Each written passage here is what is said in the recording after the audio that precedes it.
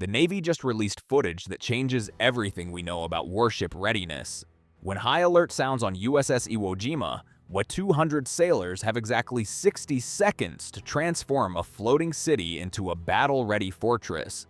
It sounds impossible, but the process is terrifyingly efficient. Here's what actually happens in that first minute when the alarm blares and why it matters more than you think. The sound that triggers it all is unmistakable. 3 sharp gongs echo through every corridor, every berthing compartment, every workspace on the ship. Then comes the voice over the 1MC speaker system. General quarters, all hands man your battle stations. What happens next defies logic. 1,200 sailors, many pulled from sleep or routine maintenance, begin moving with choreographed precision through narrow passageways barely wide enough for 2 people. They're not running randomly. Every person knows exactly where to go because they've drilled this moment hundreds of times. The ship itself starts changing. Watertight doors begin sealing automatically. Hatches slam shut with metallic finality. The USS Iwo Jima is transforming from a collection of connected spaces into something else entirely. A series of sealed compartments designed to survive damage and keep fighting. Emergency lighting kicks in along predetermined routes. Red lights guide sailors to weapon stations. Blue lights lead to damage control posts.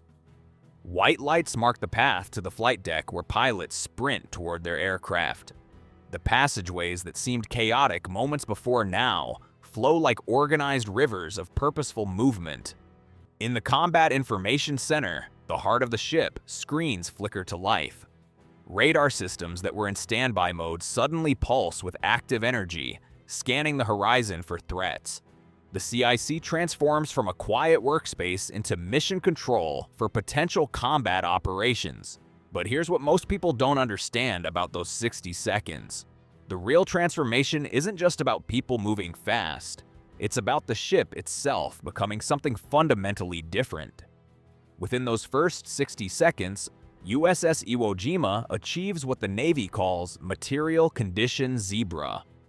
Every watertight door, every hatch, every opening that could compromise the ship's survival gets sealed.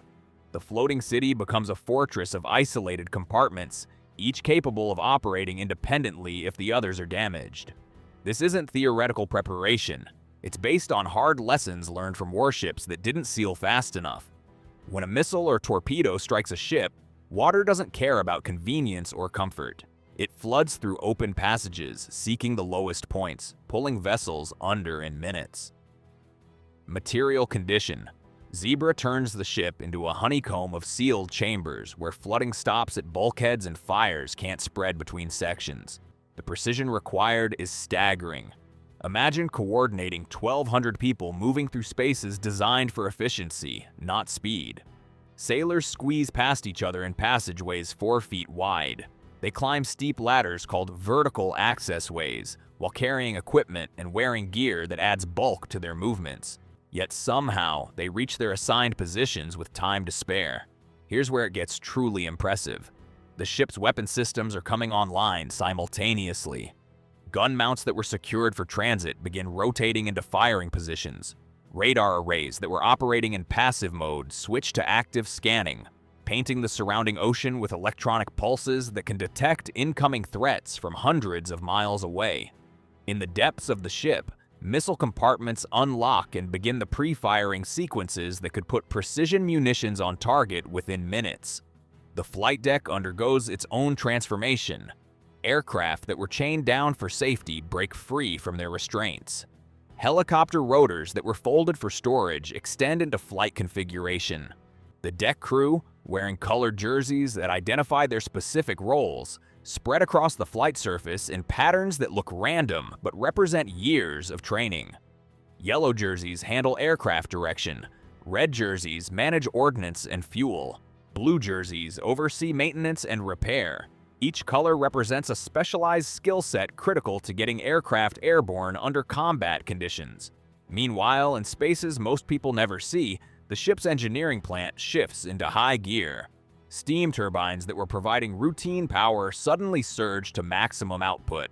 Freshwater systems that normally supply showers and laundry redirect flow to damage control stations where emergency repair teams prepare for the worst. The ship's internal communications network, normally carrying routine announcements and entertainment, becomes a dedicated military command structure linking every battle station to the Combat Information Center. The 60-second mark arrives. The ship has achieved something remarkable: 90% manning of all critical positions. This isn't a Navy goal or aspiration. It's a documented standard that ships like USS Iwo Jima regularly achieve during exercises and real-world alerts. The remaining 10% accounts for sailors who might be off-duty, in medical treatment, or handling other critical functions that can't be immediately abandoned. But material condition Zebra is just the foundation. The real power of USS Iwo Jima emerges when the ship integrates with the Marines embarked aboard her. This is where the 60-second alert transforms from defensive preparation into offensive capability. The 22nd Marine Expeditionary Unit operates as the ship's primary striking force. These aren't ordinary Marines. They're a special operations-capable unit, trained for missions that most military forces can't attempt. When Colonel Tom Banshee Trimble led them through COMTUX 2025, the most comprehensive pre-deployment training exercise the Navy conducts, something became clear. The combination of the ship's rapid alert capability and the Marines' specialized skills created what Trimble called the nation's crisis response force of choice. COMTUX isn't a routine exercise. It's a months-long evaluation that simulates every conceivable crisis scenario. Amphibious assaults where Marines storm hostile beaches under fire. Non-combatant evacuations where civilians must be rescued from war zones under impossible conditions. Direct action raids where small teams strike high-value targets with surgical precision. The exercise pushes both ship and Marines to their absolute limits, testing not just their 60-second alert capability, but their ability to sustain complex operations for weeks or months. The results speak for themselves. The integrated team that emerged from COMTUX represented something unprecedented in recent Navy history. A fully integrated amphibious ready group with embarked Marines, capable of responding to global crises with lethal force and surgical precision. Colonel Trimble's assessment was direct. This fully integrated ARGMEU team is a capable, ready, and lethal force that will answer the call, anytime, anywhere. The lethality isn't theoretical. USS Iwo Jima carries over 1,600 Marine personnel along with their complete arsenal of weapons, vehicles, and aircraft. MV-22 Osprey tiltrotor aircraft that can deliver Marines hundreds of miles inland from the ship's position. CH-53 heavy-lift helicopters capable of moving entire squads with their equipment. Attack helicopters that provide close air support during ground operations. Landing craft that can put Marines and their armored vehicles directly onto hostile shores. This integrated capability transforms the 60-second alert from a defensive measure into something far more significant. When USS Iwo Jima goes to general quarters, she's not just preparing to defend herself. She's preparing to project American military power anywhere in the world where the mission requires it. The ship becomes a mobile base of operations capable of sustaining complex military operations far from any friendly port or airfield. The training that makes this possible never stops. Even during routine operations, the ship practices the 60-second transition multiple times each week. Drills are announced and unannounced. They happen during meals, during sleep periods, during maintenance work. The goal is to make the response so automatic that external circumstances become irrelevant. Whether sailors are awakened from deep sleep or interrupted during complex technical work, they must reach their battle stations within the time limit. The 60-second alert transformed from training to reality in December 2025 when USS Iwo Jima supported precision strikes against over 70 ISIS targets across Syria. The ship's role wasn't theoretical anymore. Her aircraft launched from the eastern Mediterranean while her Combat Information Center coordinated with Allied forces across the region. The same general quarters procedures that seemed like elaborate drills suddenly became the foundation for actual combat operations. The strikes demonstrated something crucial about the ship's alert capability. High alert doesn't mean immediate missile launches or automatic weapons fire. It means rapid assessment and flexible response. When intelligence identified the 70-plus target set, USS Iwo Jima's 60-second readiness allowed her to shift from routine operations to active combat support faster than land-based alternatives could respond. Her aircraft were airborne and heading toward targets while other platforms were still receiving mission briefings. The precision was surgical. Over 100 precision munitions found their targets across multiple Syrian provinces. The operations required the kind of real-time coordination that only comes from crews trained to function as an integrated unit. Pilots launching from the flight deck, intelligence analysts in the Combat Information Center, weapons specialists managing ordnance loads, communications teams maintaining contact with ground forces and allied units. Every element had to work perfectly because lives depended on split-second timing and absolute accuracy. But the Syrian strikes were preparation for something even more significant. In January 2026, USS Iwo Jima played a critical role in one of the most audacious operations in recent military history. When Venezuelan strongman Nicolás Maduro was captured in a daring raid on Caracas, the ship served as a crucial waypoint during his transport to face trial in New York on narcotics and terrorism charges. The details remain classified, but the basic facts speak to the ship's strategic importance.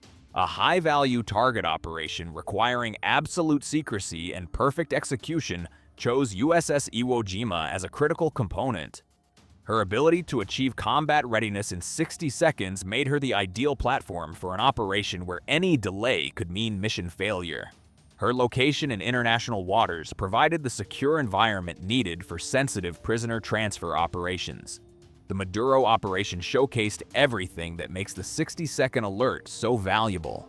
Rapid response capability, integrated air and sea operations, secure communications, and the ability to sustain complex missions far from friendly territory.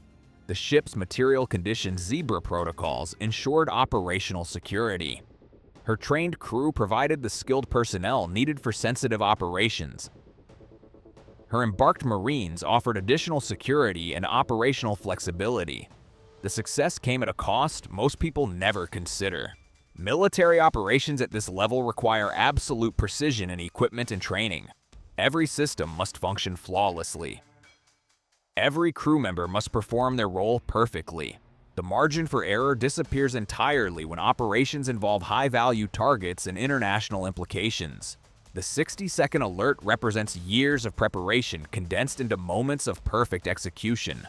The Syrian strikes and Venezuelan operation proved that USS Iwo Jima's rapid alert capability translates directly into operational advantage in real-world scenarios. Her ability to transition from routine operations to combat readiness gives military planners flexibility that traditional land-based forces cannot match. She can appear in crisis areas faster than most nations can mobilize their defenses. She can sustain operations longer than forces dependent on external supply lines. She represents American military reach in its most concentrated form. Yet today, this floating fortress sits quiet in Norfolk Naval Shipyard, beginning a 2-year modernization that will keep her out of action until February 2028. The timing seems counterintuitive. Why sideline such a capable platform when global tensions continue rising and crisis response capability remains critical to American security interests? The answer lies in the brutal mathematics of military readiness. The same systems that enable 60-second alerts require constant maintenance and periodic overhaul. Steam turbines that generate the power for rapid weapons activation need replacement components. Radar systems that scan for threats need upgraded electronics. Flight decks that launch aircraft under combat conditions need structural reinforcement. The ship's ability to respond in 60 seconds depends entirely on systems that operate far beyond civilian standards. The modernization contract tells the story in dollars and timelines. $204 million initially, potentially rising to $255 million before completion. The money pays for more than maintenance. It funds integration of next-generation systems that will make the ship more capable when she returns to service. F-35B Lightning II fighters will operate from her deck, providing stealth capability that current aircraft cannot match. Advanced communication systems will link her more effectively with space-based intelligence and allied forces worldwide. The 2-year timeline reflects the complexity of upgrading a ship designed for 60-second alerts. Every system must integrate seamlessly with every other system. Communications networks must interface with weapons platforms. Navigation systems must coordinate with flight operations. Damage control systems must support combat operations while maintaining crew safety.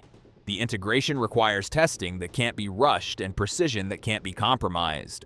When USS Iwo Jima emerges from Norfolk in 2028, she'll represent the evolution of the 60-second alert concept.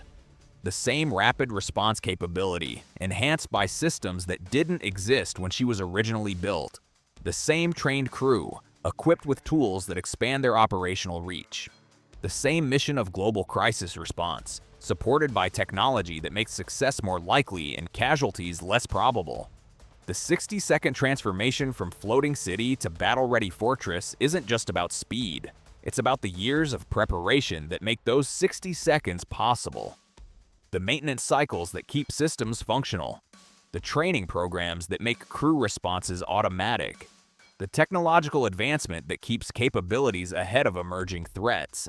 Everything culminates in moments where preparation meets opportunity and American military power projects exactly where it's needed most. As USS Iwo Jima undergoes her transformation in Norfolk, the question isn't whether she'll be ready when she returns to service. The question is what the next 60 seconds will look like when she's called upon again. What new threats will require her rapid response capability? What missions will depend on her ability to project power from international waters? The ship's modernization ensures she'll be ready for whatever comes next, but the future remains unwritten. If you want to follow the story of America's most capable crisis response platforms and see how naval power continues evolving, subscribe and hit the notification bell. The next chapter of naval warfare is being written right now in shipyards and training centers around the world, and we'll be covering every development that shapes the future of American military power.